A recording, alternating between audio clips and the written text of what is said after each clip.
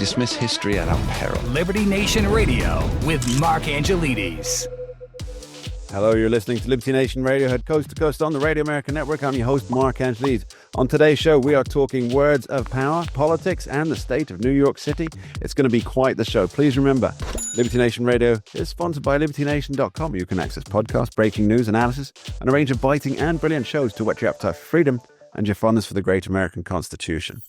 And you're here on Liberty Nation Radio, heard coast to coast on the Radio American Network from our flagship station in the nation's capital, WWRC in Washington, D.C. I am, as always, your host, Mark Angelides, and we're joined by, once again, Liberty Nation's senior political analyst and longtime host of this here radio show that I know you know and love, Mr. Tim Donner. Thanks for being back with us, Tim.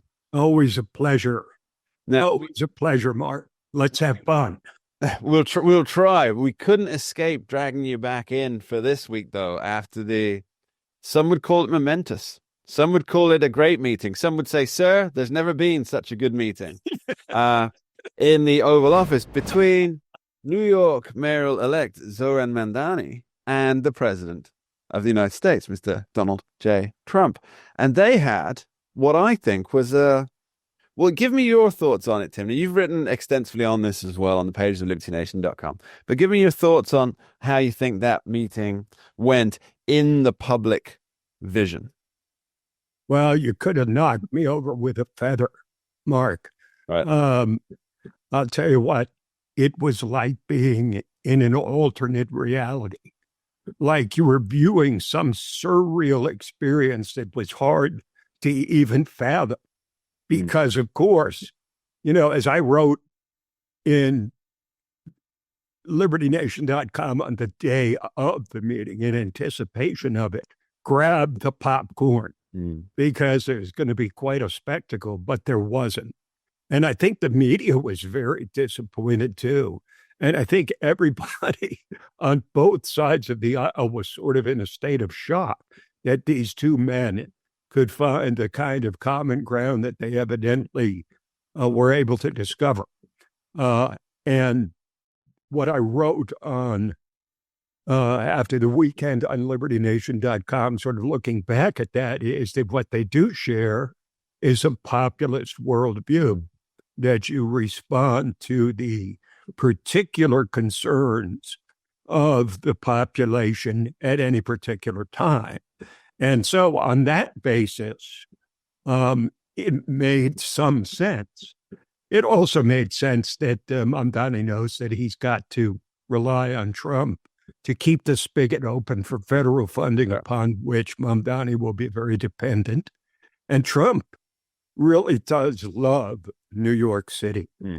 There's no question that's the place that launched him to global stardom and to become the most powerful man in the world, despite the protestations of his own hometown, to be sure. But I think they do share a common desire to make New York City work. And with that shared desire, some of the differences can be deconstructed. Obviously, they come from dramatically different polar opposite worldviews.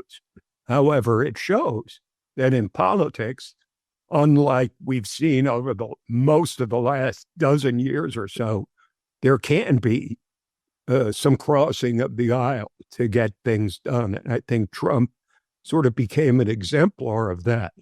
So did Mamdani, and I think they were both drawn to each other's immense charm. I was actually not surprised that it went so well. I really wasn't. I know in hindsight, everybody's going to say, oh, of course, this is how it went. I knew it. Yeah, of course. But, I have a track record of calling these things. But I wasn't that surprised because there's a media image of Donald Trump. And then there's the real Donald Trump. And Donald Trump has been wildly successful his whole life. He's up until he became the Republican nominee for president back in 2015, he was widely loved by just about everybody. And you don't do that with you don't get to that position without at least being moderately charming and being able to speak to people who do not necessarily share your point of view. I mean, that's how else do you build a business empire, right?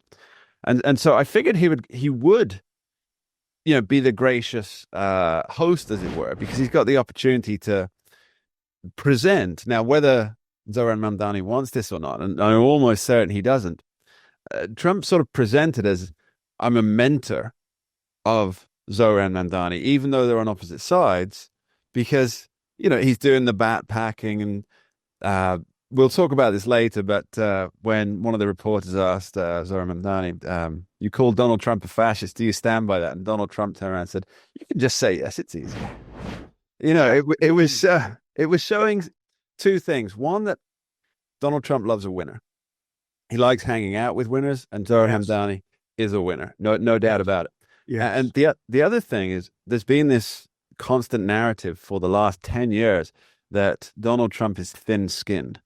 Now, he's reactive. I've always agreed that he's reactive, but I've never felt he was thin-skinned, because you can't survive so long in politics and then reach the apogee of your thing 8 years down the line or 9 years down the line of your political career, and be thin-skinned, because you make too many enemies along the way. And yet he's rallied the party back around him. And, you've had Gretchen Whitmer walk through the doors there. You've had Bill Maher, who has made a career in the last decade of, he already had a career, of course, but of being notably anti-Trump, went for dinner with Donald Trump and apparently had a very nice time, and they got along quite nicely.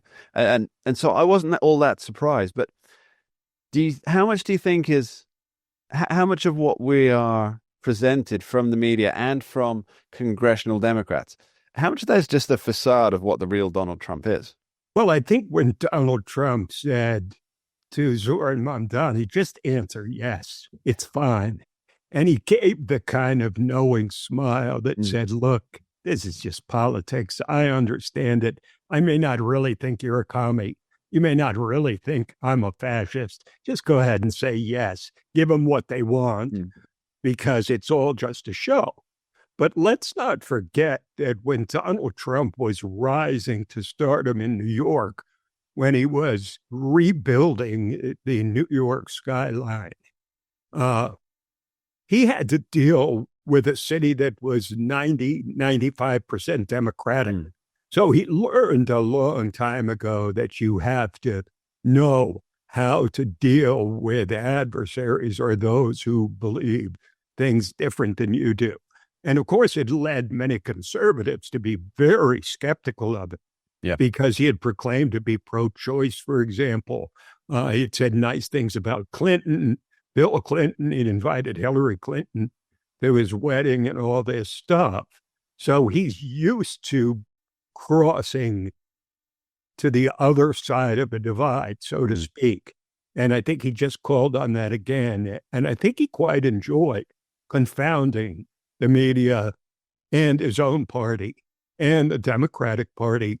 I think the reaction from the left was very similar to the right. It was kind of like, here was a favorite uncle sitting there at the Resolute desk with his favorite nephew, Zoran, dutifully standing by his side and patting him from time to time and say, you're doing well, kid, Yes, there was very much a lot of that. Now, you mentioned earlier about the populist bent that both men have, and we're going to discuss that after this short break. Don't go anywhere. We dismiss history at our peril. Liberty Nation Radio with Mark Angelides.